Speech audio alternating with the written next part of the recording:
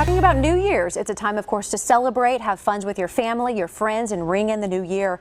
It is also one of the drunkest nights of the year. January 1st has the highest percentage of alcohol-related deaths when compared to other days and other holidays. We are joined now by Oklahoma County Sheriff John Wetzel about how you, your deputies, and your department plan to crack down and stop drinking and driving on and around New Year's. Thank you so much for being with us. You know, New Year's is for fun.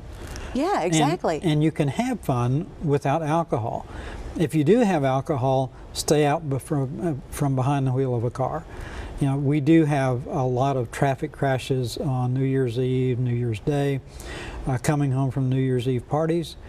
You know, we're going to have extra deputies out. The police department, the highway patrol will have extra officers out trying to make sure that we have a safe beginning to the new year.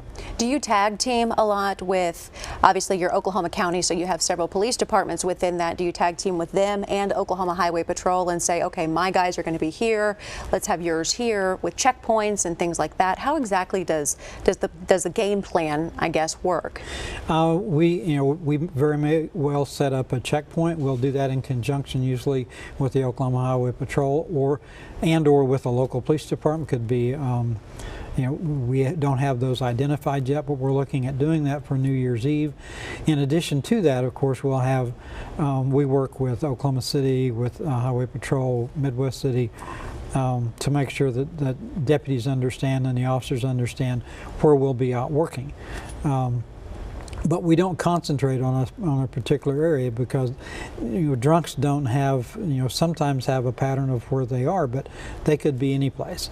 Yeah, that's something I was going to ask you. Is there a specific area of Oklahoma County, which Oklahoma County is quite large, is there a specific area that you usually focus on or that you see more prevalence compared to others? Oh, you know, we really don't.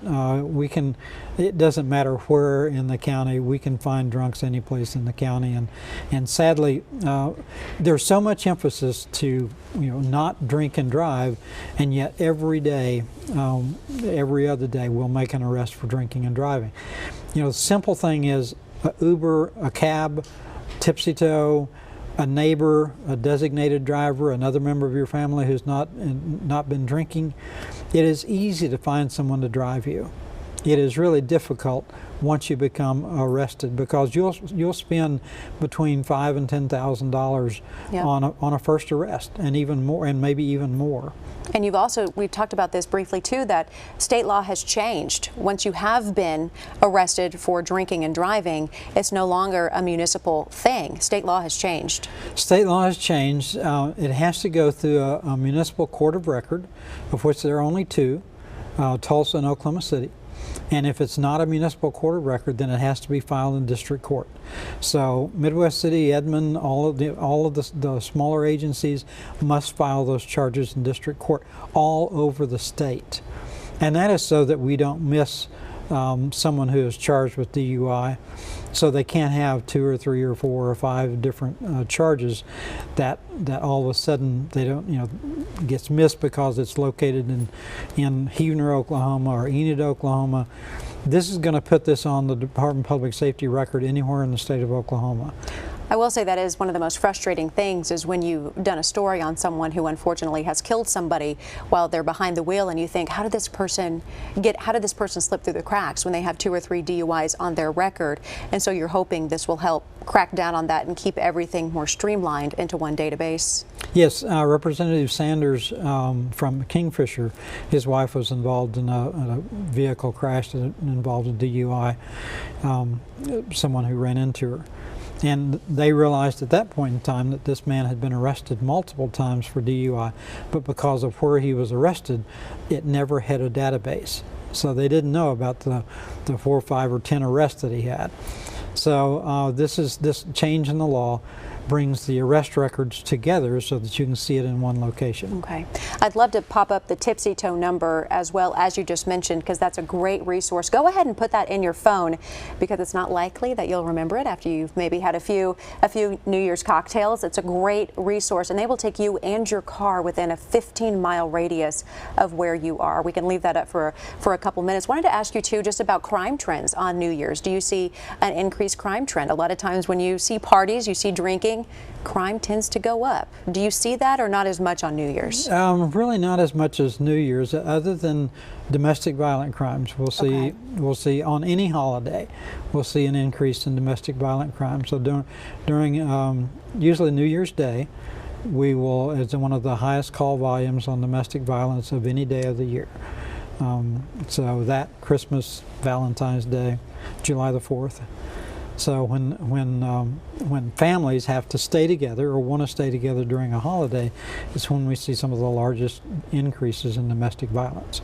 And alcohol may or may not be involved. Alcohol usually is involved, which creates even another layer in that crime. But it's so sad, because you talk about the holidays being such a happy time, you know, with families, and we do know that crime tends to increase. Lastly, I want to just walk through a scenario, because this is going to happen to somebody. You're at a party, you think, okay, I've overserved myself. My designated driver, they've overserved themselves too. I don't feel comfortable getting in the car with that person. You're stuck at this party. What do? Cab. Call a cab. Call a cab. Call Uber. Lyft. Find someone, tipsy toe. Find someone who's at the party who hasn't been drinking. And if you've got a responsible host, they're not going to let people leave their party intoxicated. So if you have a responsible host, they're going to be calling somebody. They're either going to get in the car and take you home, or they're going to find someone to take that person home. And if you're throwing a party, if you are the host, it's your responsibility. You're throwing the party, you're serving the alcohol, you're allowing them to drink. It's your responsibility to get them home safe. Absolutely. And if they happen to be underage, then you can be held accountable. If they happen to be underage, there are multiple violations of state law that have just occurred. Okay, no doubt about that. Oklahoma County Sheriff John Wetzel, thank you so much for shedding some light on the some recent changes too when it comes to Oklahoma state law, and then telling us about the increased patrols around New Year's. We certainly appreciate the time. Hopefully you have a nice, happy New Year and a safe New Year as well. We're planning on it. Same to you. I hope you have a great 2017. 2007. I can't believe it. I know, it's really hard to say that. 2017. All right. Thank you so much.